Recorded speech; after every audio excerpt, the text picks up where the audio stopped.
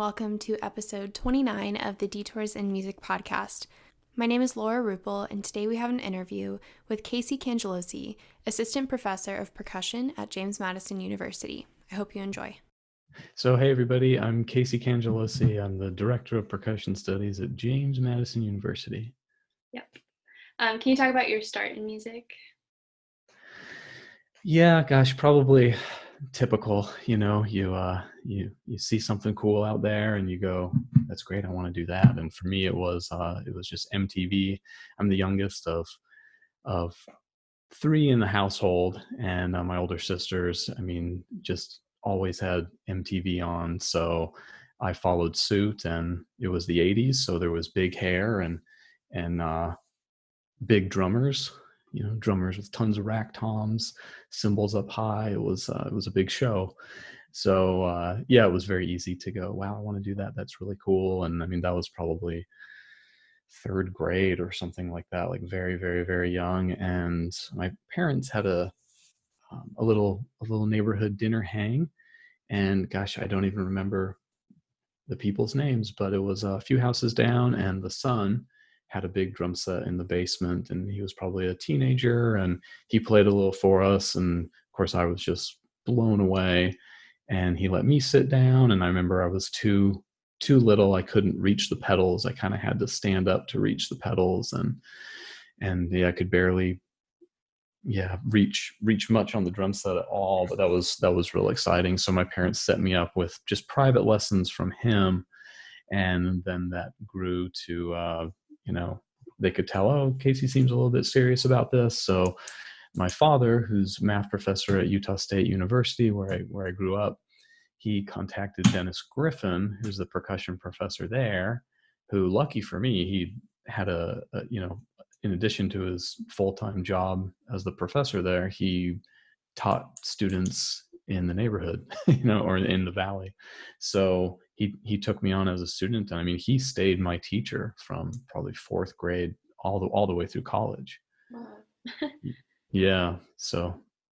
Were you doing like bands through your school and stuff like that? For sure. Yeah. So I started in middle school, like Wind Symphony and, that sort of thing. And high school didn't have a marching band, but I played in the wind ensemble and the orchestra and the jazz band. And I did jazz band in middle school also.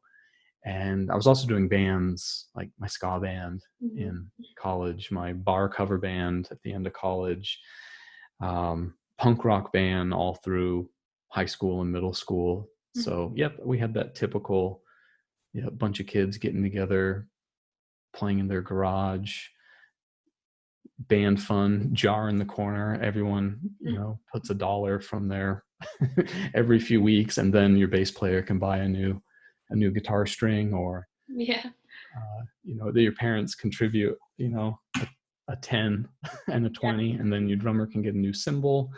And the band gets better. So no, that was really fun. That kind of stayed all the way through, all the way through college, pretty much. Of course, it got more serious in college, and our band fun got bigger, but not very big.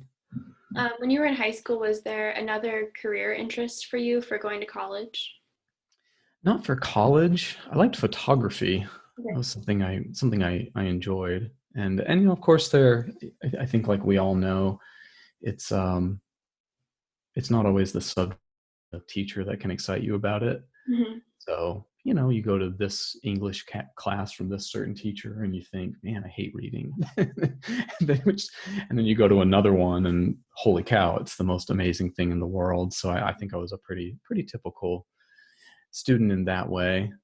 And no, it was really always music. And by the time I was in high school, I had 2 practice hours my senior year. There was an elective you could take. So I almost graduated high school early. And that's not because I was a straight A student or really on top of things. I far from it. I was not. It was because the curriculum in Logan, Utah, where I grew up, was had a seminary component, totally optional, built into the curriculum, so you could take seminary and graduate in 4 years. So those of us who weren't doing that, it meant there was a little more flexibility. Mhm. So yeah, I could have finished, like a semester early, but instead I said, oh, I'm not in a hurry to move on to whatever's next. And I'm certainly not in a hurry to go to college.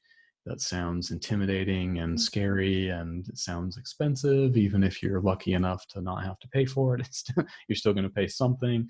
Mhm. So yeah, just trying to live on your own and eat sounds really intimidating. So no, I'm just going to try to be really, really well prepared. And I remember my guidance counselor telling me, it's just probably good advice, saying, hey, you're already in band and orchestra, and you've done band and orchestra all 4 years, you've done jazz band, are you sure you've already got one practice hour? Are you sure you want to take another elective practice hour? Why don't you join the this club or the that club or something? Which again, it's probably good advice, but I said, no, I'm really sure that that's what I want to do.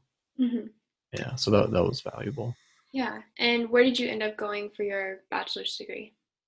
Utah State University. Okay. Yep, it was the safe choice. It was where my dad taught. It was where my teacher was, and I just wasn't ready to leave home. Mhm. I wasn't one of those kids that was like, oh, I can't wait to get out of the house. And I feel really lucky. I mean, I think I, was an incredibly immature person, but one thing that I thought was fairly mature, and I probably have my parents to thank for that because they both worked at a university. So they were probably there to tell me, the allure of Juilliard or Mhm. Eastman or Manus. They were kind of there to be like, oh, meh, college is college, and Mhm. it's kind of more all about you. Mhm. And I think it turned out to be a good decision for so many reasons. I mean, there were financial reasons, of course, to live in the same town your parents are living in, and also there, if your parents are professors, you get a tuition break, and it's really, really generous at Utah State. At the time, I think it's had ebb and flows and variations of this, but at the time, every kid got half tuition. Mm. So I was really lucky in that, okay, half tuition was going to be there, and then the music scholarships filled in the rest. So that was really, really fortunate, really, really lucky. And yeah, again, I think my parents were just so wise to kind of tell me, like, I remember my mom telling me once when I was stressing out about what to do after high school and where to go to college and all that. I remember her saying, you don't have to go to college. You certainly don't have to go right away. Yeah. And I thought, like, wow, that's, I hope, I don't know. I hope we tell that to people Mhm. more, because I mean, I'm sure you've seen, it seems like there are a lot of people all around the nation, of course, that you just kind of go because you're supposed to, Mhm. and it's what's next. And yeah, I mean, I can't imagine being a music major and not being totally sure you want to do it. Mhm. They did a study at Rice University where I ended up doing a master's degree, and they were simply going to figure out what is the hardest degree. Mhm. And they found out at Rice University it was architecture, but second place was music. Yeah. I believe. Um, yeah, yeah, yeah. Well, and my mom works in secondary education at Utah State University. I mean, she's retired now, but she said that she had a music student once that or excuse me, someone in science, and said they started in music Mhm. and said, no, that's crazy. Music's nuts. Yeah.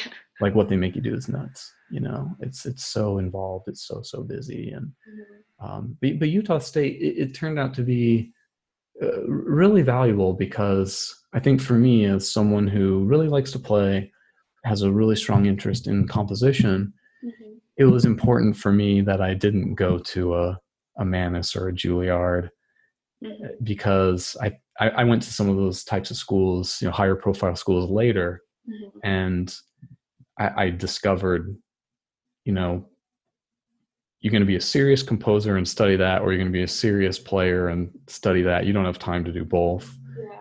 But I was encouraged to do both at Utah State. My teacher, Dennis Griffin, he's a composer and a really, really talented composer. And he just thought that was way fun to do in our lessons. I mean, I think he had a very um, wise kind of, not curriculum. It's not the right thing to say because I don't know if it was that planned, but if you're 18 years old, he wasn't going to shove Schoenberg down your throat. Mhm. and say, oh, this is smart music, you should like this. He was going to say, okay, yeah, you're 18, let's listen to Shostakovich 10, scherzo. That's kind of like rock and roll for orchestra. And then, gradually feed you little bits and pieces until your tastes, have time to absorb them. Mm-hmm. you know When you were studying school, what was your like goal from that degree? Were you thinking, oh, I'll be just a player, or I'll go into education? Yeah, I really didn't know. I figured, oh, it's going to be a mix and match. I never dreamt I'd be in the position I'm in now. I thought, oh, it's probably fairly likely I'll be at a university somehow, Mm-hmm. but I never thought, oh, I'll be the dude. Mm-hmm. I'll be the director of the percussion area. So I think just kind of following that drive of, well, I know I like to play, I know I like to write music, Mm-hmm. and I'm not really sure how that configures into a job and a living someday, Mm-hmm. but I know I really like doing this, so I'm gonna keep doing it. And I always called it the Starbucks plan. Mm-hmm. I always said, well, I like what I'm doing so much that even if I have to just work at Starbucks to take care of myself, I'll be happy to do that. And that's, of course, before you plan on having a family and stuff like that. So I don't know if that plan holds up so much anymore. Mm-hmm. But it's cool. I've heard other people echo that same plan. Like Mark Applebaum is a composer, a real famous composer, teaches at Stanford. And I was talking to him once, and he said the exact same thing, but he called it the Taco Bell plan. He said, I think it's such a privilege to do what we do, and if that means I have to work at Taco Bell to pay my rent, and I can keep composing and I can keep writing this really weird experimental music, and there's a small cluster of people who are really, really devoted to it and will play it and will talk to me about it, that's worth working at Taco Bell for. Like, that's totally fine. So that was kind of, that was always the plan, Mm-hmm. you know What's something you struggled with in your undergraduate degree? everything. I mean, anything I wasn't just excited about. Mm-hmm. Music history 1, so hard. Mm-hmm. 20th century music, easy. Mm-hmm. Just loved it. I mean, just thought it was interesting. Now I'm older. I think they're both really interesting. Even down to percussion playing. My teacher assigns me a specific thing for a good reason, because he knows it's going to make me grow and expand what I'm interested in and think differently. But if I wasn't interested in it, it was a struggle, and there were times when he'd kind of just go like, okay, I assigned you, this bit, and you went and did this whole other big project or this whole other different piece, which was probably 10 times more work than what I assigned you. But why didn't you just do what I assigned you? So it's weird. I think he was kind of glad, but also like, come on, you know. Is there advice that you hear yourself giving your students just all the time? Oh gosh, I'm sure there is. Hang in there. Don't worry about getting it all done so fast, and you grow fast, and you don't see yourself growing. Mm-hmm. And I have actually said this to students a lot when they talk about how hard they're working and they don't see themselves getting better, and I try to kind of relate it to siblings. Mm-hmm. Like when you have a sibling and you see them in the house every day, and you grow up together, you don't really notice the change in each other. Mm-hmm. If they go away for a summer and then come back, you go, whoa, holy crap, you look totally different. Mm-hmm. And having a toddler right now, Mm-hmm. I mean, he just changes so fast. If I go away on a trip or something, come back a week later, I mean, he's different. So siblings do that. And the same way you wouldn't notice growth and change in a sibling, Mm-hmm. it's the same way in your playing. You don't necessarily see it as quickly. But if you were to, if you were able to not watch your playing grow step by incremental, teeny little microscopic step, you would see you've done a ton. Yeah, definitely. And I'm sure you've had the experience where, you come back from summer break and you've been playing all summer, your teacher just goes, holy crap, Mm-hmm. you got so good in a couple months. Yeah. And we're probably saying, I feel like I sound worse. Oh, right. Yeah. Yeah, of course. And that's that whole, the more you know, the more you realize you don't know principle, because the better you get at your instrument, the more you realize how far you have to go. And that's a good thing. I mean, they say there's this whole concept of confidence versus competence. And yeah, it's why people in high leadership are often very incompetent. Anyway, it's another deal. But yeah, if you're getting that sense about yourself, it probably means you're on the right track and you have the right internal chemistry to keep getting better. Mm-hmm. Yeah, because we know it doesn't end. Yeah. Yeah. In your professional life, have you ever been persuaded to either change your career path or career focus? No, I've had those questions where is this going to work out, and should I be should I apply for a degree in composition? Should I study composition instead of performance? And that decision always came back to financial reasons for me. It's like, well, I don't have an impressive composition portfolio at all.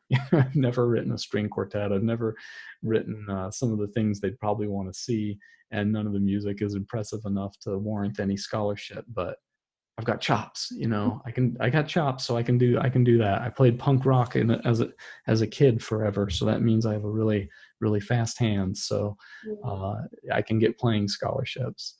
And I think that safety net, the Starbucks plan or the Taco Bell plan, I think if you're committed to that, you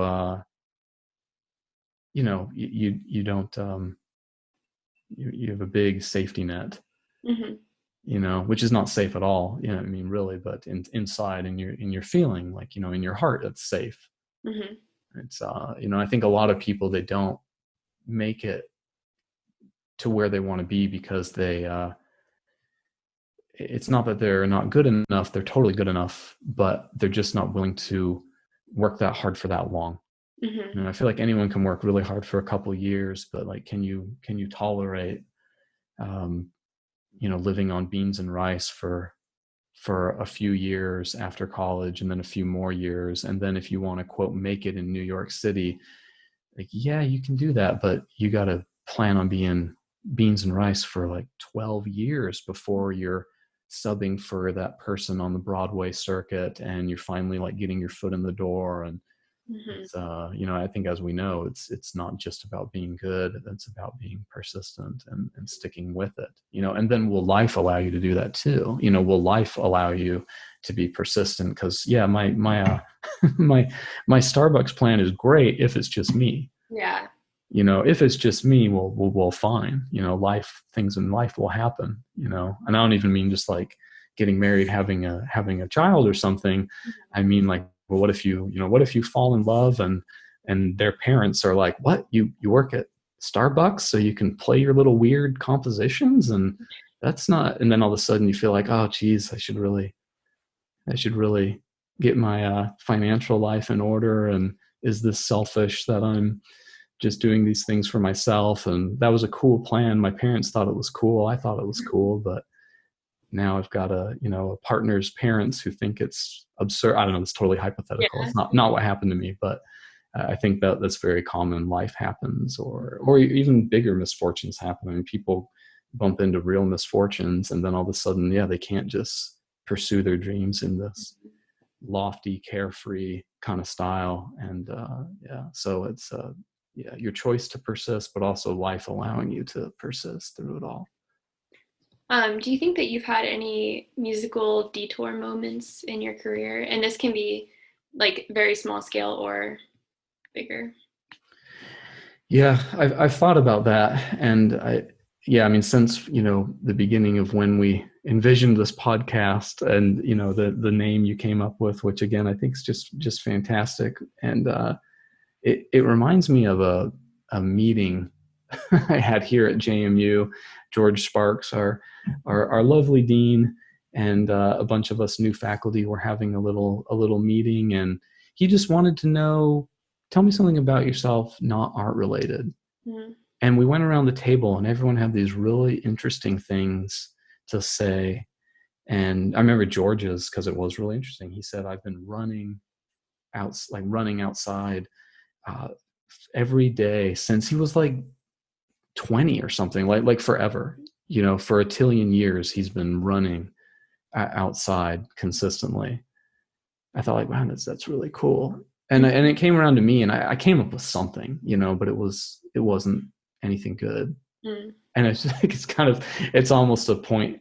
It's like, it's kind of haunting me at this time. Like, geez, I'm not interesting outside of this career. It's like, that is no, it's like really, really all I do, and I'm happy with that. I'm fine with that. But I read books like people do, and I watch Netflix binges like people do, and stuff like that. But none of that is as cool as I'm Dave Pope, and I can make beautiful calligraphy. Those of you who don't know, he's a colleague here at JMU, our sax professor.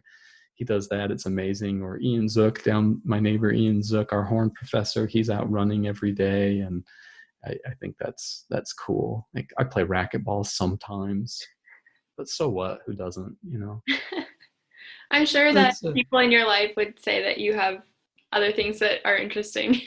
they might. Yeah. Yeah, I don't know. Like, I like to cook, but so what? So does everybody, Yeah, it's so I'm working on that. Yeah. Okay. Yeah. What do you think of this one from Bernstein?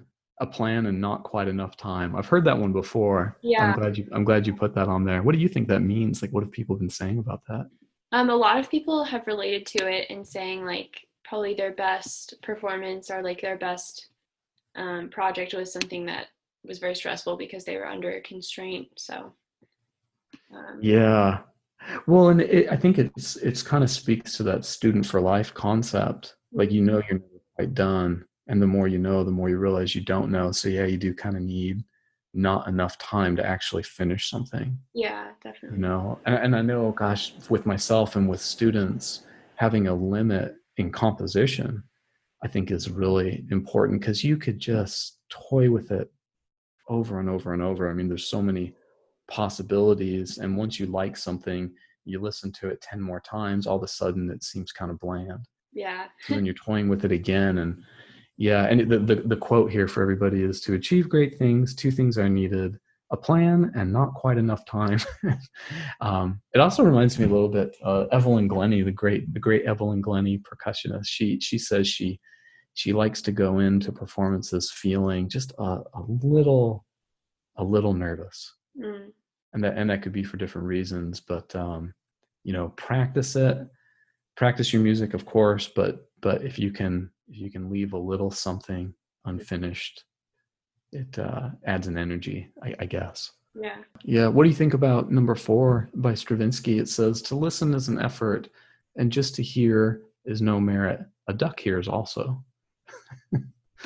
I think that kind of makes sense as to what we're talking about as students of the more you know, the less you know, kind of.